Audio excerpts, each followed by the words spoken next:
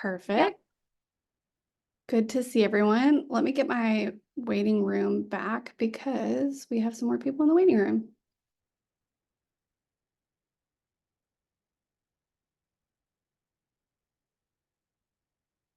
All right, so you are here to have a CRM chat, and both of our project managers are booked today. So I am filling in from Portland. I'm here for the Pacific Regional Conference for SMPS. And Erica, who usually does the housekeeping portion, is attending her very first conference. So she is downstairs learning. I think she's in an AI session because I was getting some AI stuff from her text-wise. So that's exciting. But we are here to have a chat, an open discussion. It's centered around the topic of data literacy for this month, facilitated by a CKC person. That'll be me today. And engagement is a must. So conversations, questions, shared ideas. This is not a presentation. We would love for your cameras to be on, your mics to be on so that everybody can participate. Data literacy is our topic. In case you're like, what does that even mean?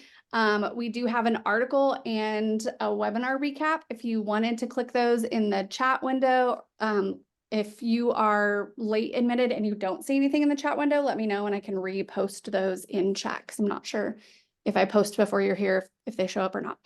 But if you have questions, topics, we want much participation. And just to give you a heads up, our upcoming events, we have a free webinar about AI, specifically around data. So there's a lot of things that people are using AI to do in our marketing jobs these days. But I'm the data girl who stays in my data lane. So we're going to be talking about AI and data specifically. And then May 9th, we will meet again in the CRM chat format to discuss all things data and AI related. So without further ado, we'll open it up. So if you want to introduce yourself, if you want to say your name, your company, your role, and then where you are located geographically. For those that were late, I'm sitting in Portland currently, but I live in Texas, North Texas to be specific. And I guess I didn't introduce myself. I just kind of jumped in. I'm so sorry. Courtney Kearney, founder and owner of C Kearney Consulting.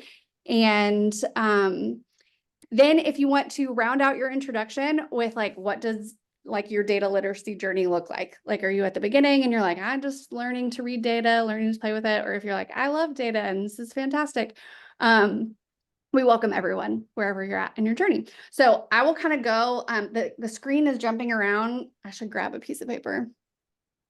I'm in a hotel room. I don't know that I'll find one, but if I skip you, I apologize. Just let me know and we'll come back, but I'll try to go in the order that I see you on my screen so that we can introduce ourselves. So again, name, company, your role in your company, your geographic location, and then what does your data literacy journey look like?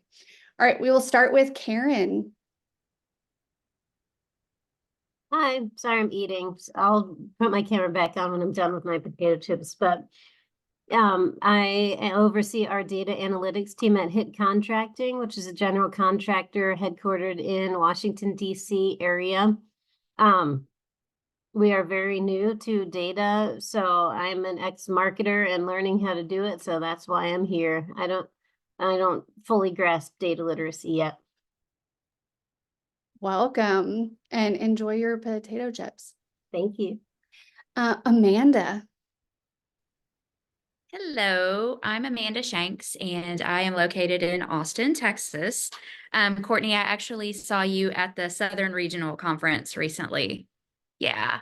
I do business development and marketing for a construction firm, and I love data, but I'm gonna say that I'm at the very beginning of my journey. Excellent. Well, I loved SRC. It was great. Austin was a great host city too. So I'm glad that you got to attend. And I got to try out my, the session that I did for you guys. I'm actually doing an 1.5-hour workshop tomorrow on that topic. So the Excel not session? that one, the data literacy one. Yeah. Oh, okay. Yeah. I forgot I did 3 for SRC, so I should have clarified. But all right. So next person on the list is Andrea. Hi, Andrea Sobosinski with H2M Architects and Engineers. I'm out of Long Island, New York, and I'm a senior project system specialist, and I'm very involved with data. But I guess in the journey part of it, it's translating that and getting others on board with the data. Yes, that is a challenge for sure. All right, and then Annalise. Hey, Annalisa DeVore. I'm with Dudek, an environmental consulting and civil engineering firm. I am calling in from beautiful Oakland, California. And yeah, I'm the marketing information systems manager. So we are in Vantage Point. So it's like the ERP CRM hybrid kind of thing. I technically report indirectly to the CFO instead of the marketing director. And as far as data journey, I'm having to teach myself a lot of stuff. People ask for numbers, and I have to figure out what's the numerator and the denominator involved in getting you that number. And sometimes I don't know. And I have access to all the numbers, but I'm having to teach myself which numbers go where to make the numbers that drive the decisions. And it's hard, but it's cool. You kind of become like a detective. You're like, okay, I know what I'm looking for, but now I gotta go figure out how to get there. Well, welcome. All right, Chance. Hi everyone, my name is Chance. I am with Park Hill. We are an architecture and engineering firm with multi-sector efforts. I'm in El Paso, Texas, and I'm a business development coordinator. So I handle all of our client and project data from pursuit to selection. And we, as far as a journey, I would say we're a little further ahead than most firms. We have a segmented team, so project delivery and accounting teams are also a piece of this conversation. But my counterpart, who will introduce herself in a minute, we are kind of leading the effort to, like Andrea said, get everybody on board, the culture change, the mindset change. So that's where we're at with data literacy. The two of us are pretty far ahead, but the firm is not. I'm starting to see a theme. Rebecca, I saw you shake your head. Are you the counterpart? I am the counterpart. So I'm Rebecca. I also work at Park Hill, and I'm also a business development coordinator. I'm in Dallas, Texas. And yeah, what Chance said pretty much summed it up. The two of us have data down pretty well. Like, we understand it. It's just trying to get everyone else on board. That's the struggle. Very good. Well, welcome. And then if I didn't skip everybody, I think Leanna's, I don't know if I'm saying your name right, but it might be the last. No, and Natalie. Okay, so two more. Leanna, I'll let you go. Hey, no worries. Liana rhymes with Rihanna, and I'm also in Portland. So hi, waving out the window. I am at ZGF Architects. I've been here just almost a year. I'm the marketing database manager here, and my colleague and counterpart here told me about you guys, and I'm excited to check out my first webinar with you. I was at a law firm previously doing data management and client service over there, so I'm still in the learning process, but learning more every day. That's awesome. I think that it's a good segue from law to our industry because it's professional services. So it's just like learning the lingo and going from one technical lingo to a different kind of, Right, exactly. And it was small firm to quite large firm. So it's been a journey. For sure. And I forget what hotel we're at. You know how you get into a hotel and then you're up, but I have a view of the river. It's really pretty. Hey, Yeah. So we might be closer than we think. I don't know. Nice. All right. Natalie, you are up. I'm Natalie Price. I'm the Marketing Information Services Manager for Kraus Anderson Construction Company in Minneapolis. And we're not at the beginning of the data journey, but I said we're always learning. And I think it's now kind of fun that people are coming to marketing to get data and learning that data isn't just numbers, like how many people have graduated from this college, and you can provide it like that. So I think we'll never be at the end, but feel better some days when they rely on us instead of going to accounting or whatever. So that's kind of, marketing kind of gets the front seat, I think. I love that. I think that one of the biggest takeaways in my research of data literacy on this topic is helping people see that data is not just ones and zeros on a spreadsheet, but it's actually the information, but more importantly, the story that the information is telling. And then all of a sudden you're like, who's the best storytellers in our company? Oh, the marketers. Fantastic. So it always helps when that, kind of comes to fruition. Well, I did hear that there's, and did I miss anybody? Did everybody get introduced? I want to make sure that I didn't. Okay. One of the themes was kind of that adoption. So if that's kind of where we want to start does anybody have any good stories? Natalie might, I know you guys have had a lot of initiatives that you've put in place over the years, but how has anybody had any big wins for getting others outside of either you or your department to understand the importance of data?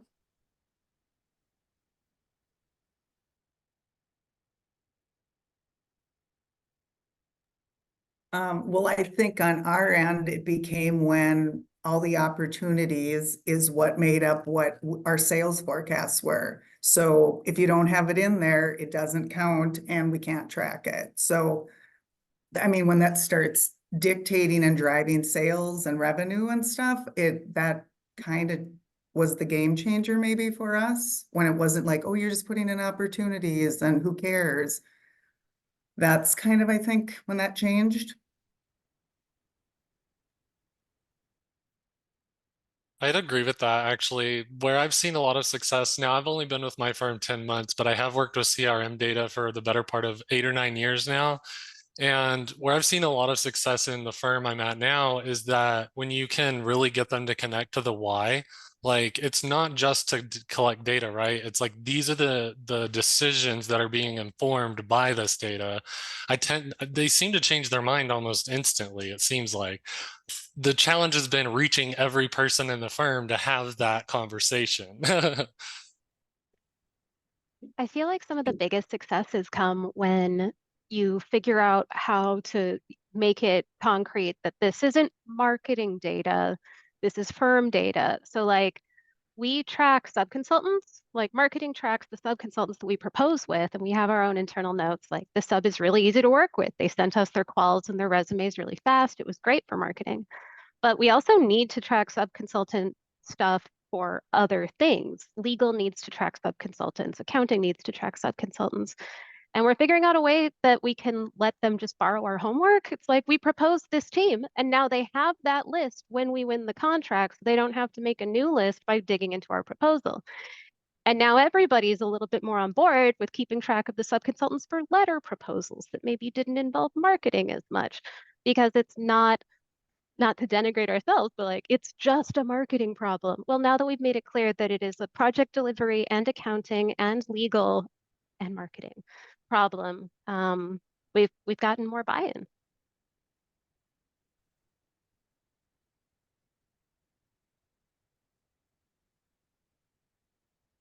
Chance, I really love that. That was really excellently put. Annalise. I feel like a junior detective and librarian over here sometimes, but comparing it to everyone kind of needing to cheat off of each other's homework, that's pretty cool. Yeah, it's like, we're all in the same study group. Like if I already figured this part of the assignment out, I don't want my legal team to have to do the work that I already did all over again, and then accounting do that work all over again too. Like if one of us does it, everyone else should be able to use it to hit the ground running with their component.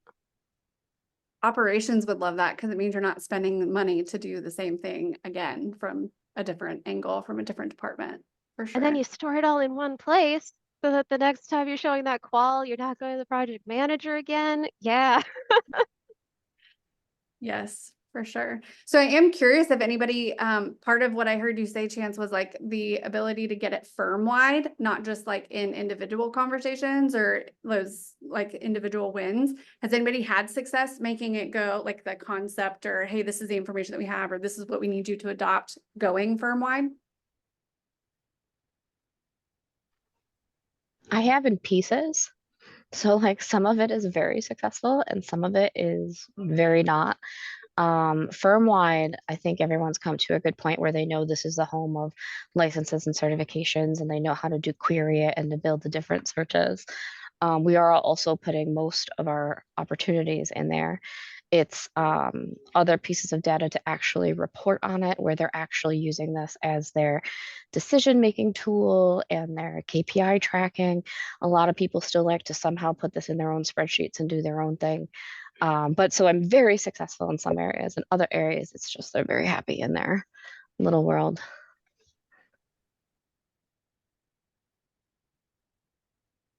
I think the most successful things that we've had are ones where like we need them to adopt a new workflow, but we offer like a one-time labor-intensive assist. Like, okay, going forward, you need to stop doing the one spreadsheet for everything and get it into the system. But if you tell us where the things are, we will allocate some staff to go through your old records and migrate it once.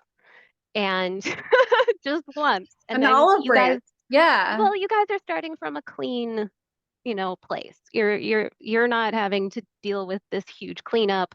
You just have to maintain it. So we'll get you up to where it's just easy maintenance through a little bit of like meetings about it and sending us some file paths. So it's like, yeah, it's this like good faith offering. Like will It help a sounds lot. like when you say if we, that means you have a team and extreme corporate buy-in versus my corporate buy-in is still accepting the spreadsheets. And I'm trying to say, just say no. And that's something that Chance and I have really been doing a lot is helping them get to the point where it is clean. But I think one of the things that really helped was just accepting that it's not all going to be clean and just start building the reports anyway and get it in front of people because they aren't going to go look in the system. But if they aren't seeing the numbers that they want to see on the reports or they're not showing as well as they think they are, then they're going to start asking questions and then they're going to start caring about it. So just kind of accepting that it's not perfect and going with it anyway. And I think that does come with the caveat that we didn't think of beforehand that I'll just, if anybody hasn't made that approach yet, that I'll warn you, do it when you're ready. Because let me tell you, when they saw that report, it was doomsday. It was like 37 phone calls in one day of like, this isn't right. I have $1.8 million more opportunities. And I'm like, they're not in the system. So it was a great tool. But yeah, if you don't have the capacity to like field the phone calls and do that, just wait a couple days till you do. Schedule your like onslaught of overwhelm. Yeah, that's a good point. I did see that we had a new person. So Lacey, if you're able to unmute or share your screen and want to introduce yourself, I wanted to give you that opportunity, but welcome to the CRM chat either way. If you want to unmute and introduce yourself. Okay, hi. I'm Lacey with Beckenhauer Construction. And I'm really sorry that I'm late. My other meeting ran like way longer than it needed to. So I'm here and I'm ready to listen. Welcome. SMPS has called me 3 times, so I'm going to go on mute for a second, but what I will ask, and it just freaks me out that I'm at their conference, so I'm going to answer it. But the one thing that I heard was like the reports and how it's gone well, or if you've used that for buy-in. So maybe that can be our next segue. I will say, like, I don't have the authority to tell some people what to do. But what I can do is make report and dashboards that incentivize doing what I need them to do. So yeah, I have 1.8 million more in pipeline than this is showing. It's like, I believe you. Unfortunately, I can't fudge this report for you and I need you to plug those in. Like, And you say that so kindly with a smile that they're just going to do it. It's the Minnesota passive aggressive. Oh gosh, I sure would love to help you, but unfortunately, I do need you to record the work that you're pursuing in order to change that report. I have a question for the group. What CRM systems are you all using, if you don't mind sharing? We're doing Vantage Point. We're doing the full launch a little bit later this year, but Vision to Vantage Point. Okay. Park Hill is on Vantage Point as well. We rolled out about 2 years ago. So we've made that transition, but there was not a data team. So Rebecca and I are cleaning up all the vision transfer data. Mhm. We're I'm on- also, oh, go ahead, sorry. Natalie. You go. No. I was just gonna say, we're also in Vision over here, and are awaiting our transition with bated breath. I'm on Uninet, or Kraus Anderson is. Microsoft Dynamics. We are also a Vantage Point. We did a 2021 conversion from Vision, and prior to that, we were CoCentral that became Uninet. Okay. Right now, my firm actually has an internal system that they have created. Prior to that, I had always worked in Vision. My last firm, we were in the process of transitioning to Vantage Point. And I really miss all of the products that you guys are using. I built a custom system once and I still feel bad about it like 5 years later. You know, I was just doing what I was told to do, but man, decoupling the CRM and the ERP is bad news bears for an AEC firm, I honestly. was just telling Rebecca the horrors of dealing with that yesterday, because my previous firm, we had a custom system also. Yeah. And it's so custom that two marketers can do things the exact same way and get different results. It is that custom.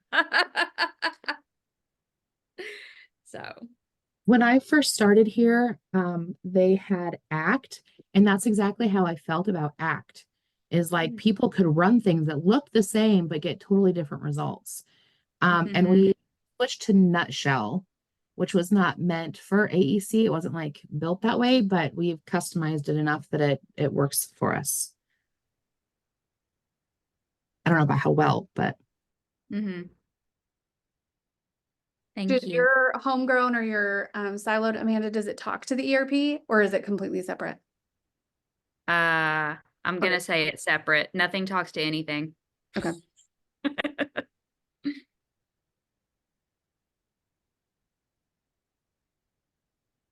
Well, Can I ask a question of the group? absolutely. As marketers here, how we get people to, you know, someone mentioned about people don't view our lovely dashboards and reports. How do we use our marketing skills to, or who's had success with getting leadership or whomever you need to actually look at the dashboard on a regular basis, read the report on a regular basis, like what works, what incentivizes people? If you get it to share a page with something that you know they do care about, so that it's just like right there. So we have like a pipeline report, and then right below it is capture rate. And like right next to that is like pipeline by client. Like if I want them to look at something, I just put it next to something that they're going to seek out so that it's in the same report. So they're incidentally seeing the thing that I want them to see. Also just making it so that things can be absorbed at a glance. Like I love KPI where possible, just it's red, that's bad. If that's if that's the message, if that's really the message, if it's not more nuanced than that, it's hey, bad, please look, just make it red, instead of a bunch of words sometimes. I think I would add to that, Karen, I think it also probably depends on a couple of things, at least from my perspective, one of those being each person, each executive, because some are heavily interested in data, some aren't, some are interested in the KPI, like she said, some are interested in the story. So I think it's finding and adjusting to what it is that that person likes. If it's a person who likes the storytelling, figure out how to tell the story with that dashboard and they'll love it. If it's a person who loves KPI, make sure that it has like exactly, you know, where they can screenshot it in 2 seconds and throw it in their PowerPoint and they'll love you forever. I think it's like adjusting to the nuance of each person, but also from our experience, I think it's also been like, I have a communications degree. So that's helped a lot in terms of like the storytelling. And then my counterpart has a data analytics degree. So like we kind of marry the two. And I think the numbers are obviously important. If they can't trust it, they'll never look at it again. Like the minute they poke a hole in it, they're like, until you can tell me with the certainty it's good, I don't care. But but you can take that a step further, right? If it's like they're a storyteller and you're like, hey, you can use this to help you tell this story, I tend to have a lot of success with those people. Follow-up question then is, how often do you touch base with your desired audience to see, is this report or dashboard working? Are we using it? Are we not using it? How would you change it? I would go ahead, Rebecca. I was just gonna say we're kind of still in the process of building the report, so it's more kind of like weekly, of like, here's what we found, here's the holes we found, kind of with our internal group. And I think it does help that it is like the higher up that's asking for it, so they're more involved and care more about it, and they want to look at it because they're the ones that want to know the information. But yeah, I think while it's being built, it's pretty much weekly.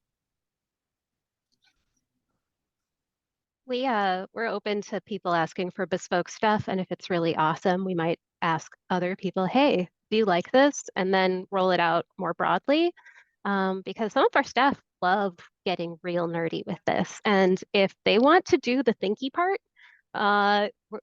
that's fine. If they come up with it and we execute it and they love it, there's probably someone else who's going to love it too. And so that's how some of them get finessed. I also like that it proves that other people are using it, and it's like a backhanded accountability of like, oh, we had somebody ask.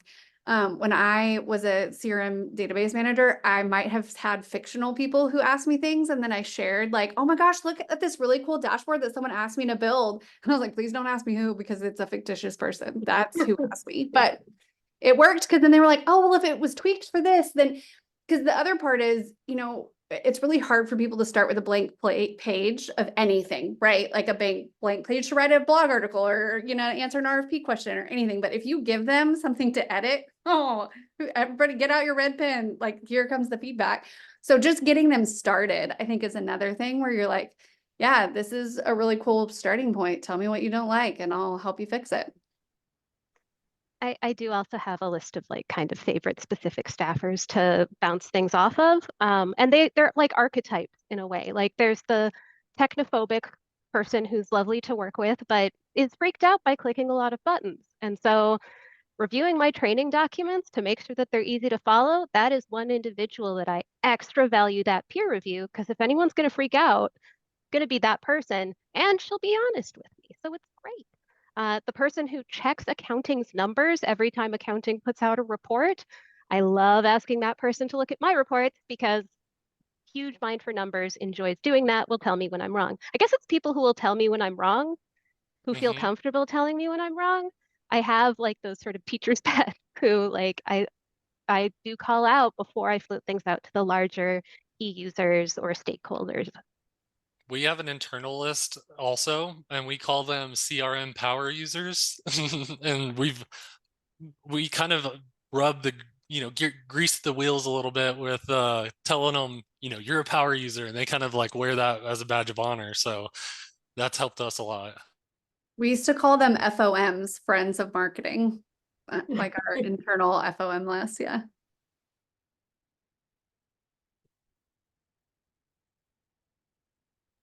Well, I want to respect everyone's time. This was a great discussion.